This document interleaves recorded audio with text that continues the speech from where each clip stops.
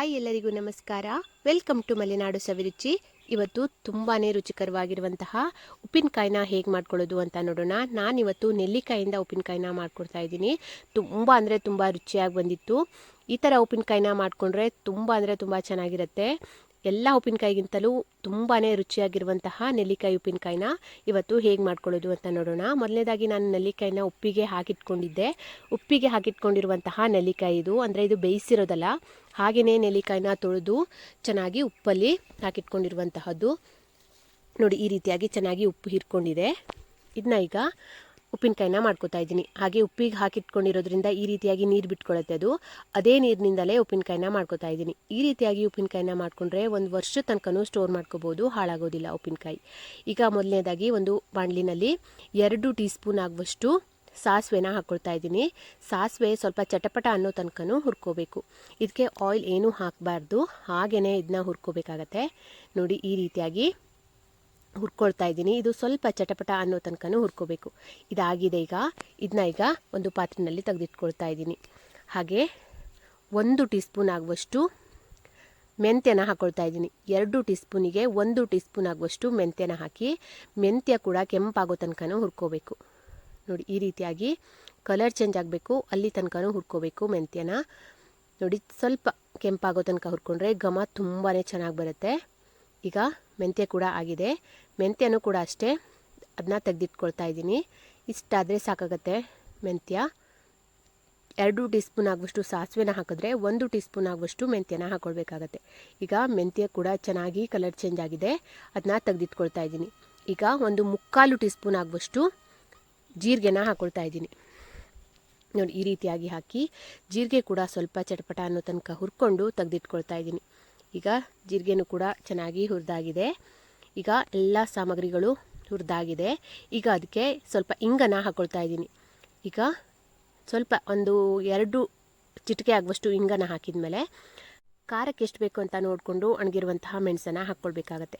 ಖಾರದ ಪುಡಿನಾದರೂ ಹಾಕ್ಕೊಳ್ಬೋದು, ಅಥವಾ ಈ ರೀತಿಯಾಗಿ ಮೆಣಸನ್ನಾದರೂ ಹಾಕ್ಕೊಳ್ಬೋದು. ನಾನೀಗ 8-10 ಆಗುವಷ್ಟು ಒಣಗಿರುವಂತಹ ಮೆಣಸನ್ನು ಹಾಕಿ ಚೆನ್ನಾಗಿ ಇದನ್ನ ಫ್ರೈ ಮಾಡ್ಕೊಳ್ತಾ ಇದ್ದೀನಿ. ನೋಡಿ, ಈ ರೀತಿಯಾಗಿ ಫ್ರೈ ಮಾಡಿಕೊಂಡು ತೆಗೆದಿಟ್ಕೊಳ್ತಾ ಇದ್ದೀನಿ. ಇದೀಗ ಪೂರ್ತಿಯಾಗಿ ತಣ್ಣಗಾಗಬೇಕು. ತಣ್ಣಗಾದ್ಮೇಲೆ ನಾವು ರುಬ್ಕೋಬೇಕಾಗತ್ತೆ. ನೋಡಿ, ಇದಕ್ಕೆ ಈಗ ಒಂದು ಸಣ್ಣ ಸ್ಪೂನಲ್ಲಿ 1 ಸ್ಪೂನ್ ಆಗುವಷ್ಟು ಅರಿಶಿನನೂ ಕೂಡ ಹಾಕ್ಕೊಳ್ತಾ ಇದ್ದೀನಿ. ಅರಿಶಿನ ಹಾಕಿದ್ಮೇಲೆ ಇದೀಗ ಪೂರ್ತಿಯಾಗಿ ತಣ್ಣಗಾದ್ಮೇಲೆ ಇದನ್ನ ರುಬ್ಕೋಬೇಕಾಗತ್ತೆ. ಹಾಗೆ ಅದು ತಣ್ಣಗಾಗುವಷ್ಟರಲ್ಲಿ ಒಗ್ಗರಣೆ ಕೂಡ ರೆಡಿ ಮಾಡ್ಕೊಳ್ಬೇಕು. ಒಗ್ಗರಣೆಗೆ ನಾನಿಲ್ಲಿ 4 ಸ್ಪೂನ್ ಆಗುವಷ್ಟು ಎಣ್ಣೆನ ಹಾಕ್ಕೊಳ್ತಾ ಇದ್ದೀನಿ.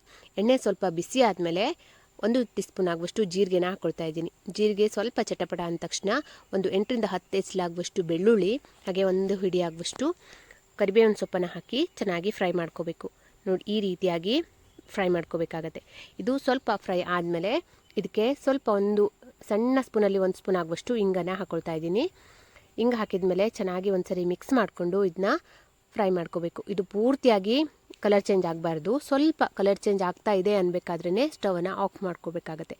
ಯಾಕೆಂದರೆ ಅದು ತಣ್ಣಗಾಗುವಷ್ಟರಲ್ಲಿ ಜಾಸ್ತಿ ಸೀದೋದ ಹಾಗೆ ಆಗಿಬಿಡುತ್ತೆ. ಹಾಗಾಗಿ ಸ್ವಲ್ಪ ಮೊದಲೇ ಇದನ್ನ ಗ್ಯಾಸ್ನ ಆಫ್ ಮಾಡ್ಕೊಂಡ್ಬಿಡ್ಬೇಕು. ನೋಡಿ, ಈಗ ಮಿಕ್ಸಿ ಜಾರ್ ಕೂಡ ಸ್ವಲ್ಪ ಕೂಡ ನೀರಿರಬಾರ್ದು, ಸ್ವಲ್ಪನೂ ನೀರಿನ ಅಂಶ ಇಲ್ಲದೆ ಇರೋ ಹಾಗೆ ಇದನ್ನ ಚೆನ್ನಾಗಿ ಒಣಗಿರುವಂತಹ ಬಟ್ಟೆನಲ್ಲಿ ಒರೆಸಿ ಇಟ್ಕೊಂಡಿದ್ದೀನಿ. ಹಾಗೆ ಈಗ ಹುರಿದಿಟ್ಕೊಂಡಿರುವಂತಹ ಎಲ್ಲ ಮಸಾಲೆನೂ ಹಾಕಿ ಮೊದಲು ಈ ಥರ ಉಪ್ಪು ನೀರನ್ನು ಹಾಕದೇ ರುಬ್ಕೋಬೇಕು. ನೋಡಿ, ಈ ರೀತಿಯಾಗಿ ತರಿತರೆಯಾಗಿ ಪೌಡರ್ ಮಾಡಿಟ್ಕೊಂಡಿದ್ದೀನಿ. ಇದಕ್ಕೆ ಈಗ ಉಪ್ಪು ನೀರನ್ನು ಹಾಕಿ ರುಬ್ಕೊಳ್ತಾ ಇದ್ದೀನಿ. ಇದು ನೆಲ್ಲಿಕಾಯಿಯನ್ನು ಹಾಕಿರುವಂತಹ ನೀರೇ, ಅಂದರೆ ಉಪ್ಪು ಹಾಕಿದ ಮೇಲೆ ಈ ಥರ ನೀರು ಬಿಟ್ಕೊಳುತ್ತಲ್ಲ, ಅದೇ ನೀರಲ್ಲೇ ಈಗ ಉಪ್ಪಿನಕಾಯಿ ಮಸಾಲೆನ ರೆಡಿ ಮಾಡ್ಕೊಂಡಿದ್ದೀನಿ. ಈಗ ಇದನ್ನ ನೆಲ್ಲಿಕಾಯಿಗೆ ಹಾಕಿ ಚೆನ್ನಾಗಿ ಒಂದ್ಸರಿ ಮಿಕ್ಸ್ ಮಾಡ್ಕೋಬೇಕು. ಎಕ್ಸ್ಟ್ರಾ ಏನು ನೀರು ಹಾಕಬಾರ್ದು, ಉಪ್ಪು ನೀರಷ್ಟೇ ಹಾಕ್ಕೊಳ್ಬೇಕಾಗತ್ತೆ. ನೋಡಿ, ಈ ರೀತಿಯಾಗಿ ಹಾಕಿ ಚೆನ್ನಾಗಿ ಇದನ್ನ ಮಿಕ್ಸ್ ಮಾಡ್ಕೋಬೇಕು. ಈ ಥರ ಮಿಕ್ಸ್ ಮಾಡಿಕೊಂಡು ಇದಕ್ಕೆ ಈಗ ಒಗ್ಗರಣೆ ಕೂಡ ತಣ್ಣಗಾಗಿರಬೇಕು. ಬಿಸಿ ಒಗ್ಗರಣೆ ಕೊಟ್ಟರೂ ಕೂಡ ಬೇಗ ಹಾಳಾಗಿಬಿಡುತ್ತೆ ಉಪ್ಪಿನಕಾಯಿ. ಹಾಗಾಗಿ ಒಗ್ಗರಣೆ ಕೂಡ ಈಗ ಪೂರ್ತಿಯಾಗಿ ತಣ್ಣಗಾಗಿದೆ. ತಣ್ಣಗಾಗಿರುವಂತಹ ಒಗ್ಗರಣೆನ ಉಪ್ಪಿನಕಾಯಿಗೆ ಸೇರಿಸ್ಕೊಳ್ತಾ ಇದ್ದೀನಿ. ಈ ರೀತಿಯಾಗಿ ಹಾಕಿ ಚೆನ್ನಾಗಿ ಒಂದ್ಸರಿ ಮಿಕ್ಸ್ ಮಾಡ್ಕೋಬೇಕು. ಉಪ್ಪಿನಕಾಯಿ ಮಾಡಿದ ದಿವಸಕ್ಕಿಂತ ಮಾರನೇ ದಿವಸ ತುಂಬಾ ಟೇಸ್ಟ್ ಆಗುತ್ತೆ. ನೋಡಿ, ಈಗ ತುಂಬಾ ರುಚಿಕರವಾಗಿರುವಂತಹ ಹಾಗೆ ಆರೋಗ್ಯಕರವಾಗಿರುವಂತಹ ನೆಲ್ಲಿಕಾಯಿಂದ ಉಪ್ಪಿನಕಾಯಿ ರೆಡಿಯಾಗಿದೆ. ಏನಾದರೂ ಏನೇ ಸಾಂಬಾರಿದ್ರೂ ಕೂಡ ಈ ಥರ ಒಂದು ಉಪ್ಪಿನಕಾಯಿ ಇದ್ಬಿಟ್ರೆ ತುಂಬಾ ಸಖತ್ತಾಗಿರುತ್ತೆ.